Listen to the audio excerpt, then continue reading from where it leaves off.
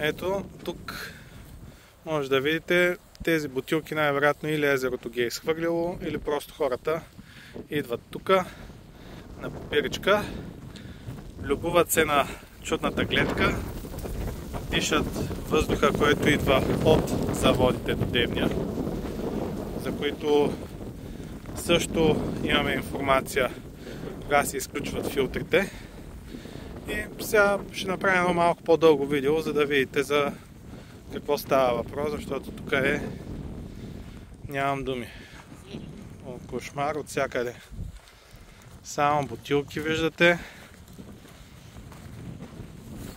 Ужас, даже по-напред виждам някакъв хладилник ли, не знам какво е. Сега ще стигнем до него да го видим. Но това представлява в общи линии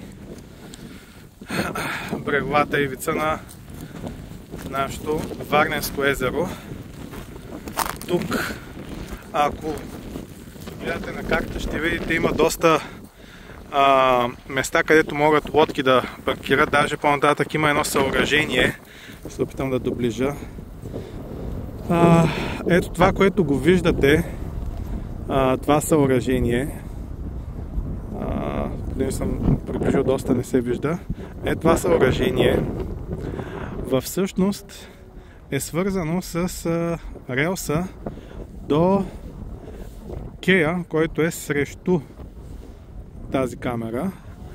По нея, на този кей може да паркира малко по-голяма лодка, която да разтовари риба на вагон или съответно пък обратно от вагона да се натовари на самата лодка и се докарва до един рибарник, където е самото съоръжение, за което показах.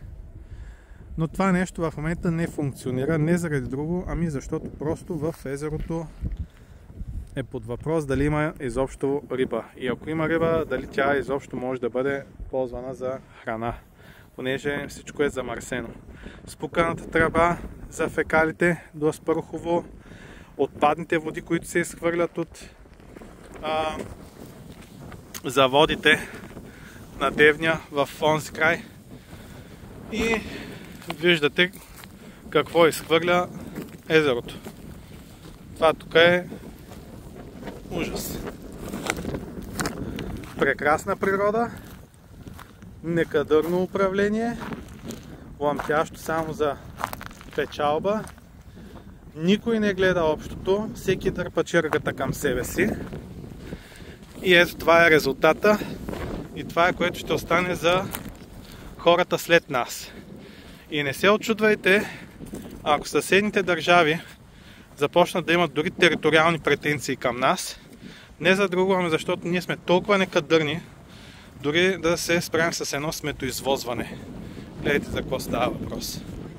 Никой няма, ето хладилник, никой няма да търпи комшията му да замърсява и това замърсение съответно да стига и до него, понеже съседните държави и Турция и Гърция взимат вода за напояване от нас. А когато тази вода е просмукана от почвите с боклуците, които сме изхвърляли, няма какво друго да очакваме, освен и водата да се замърси. Съответно и те ще търпят щети в резултат на нас. И никой няма да търпи това нещо.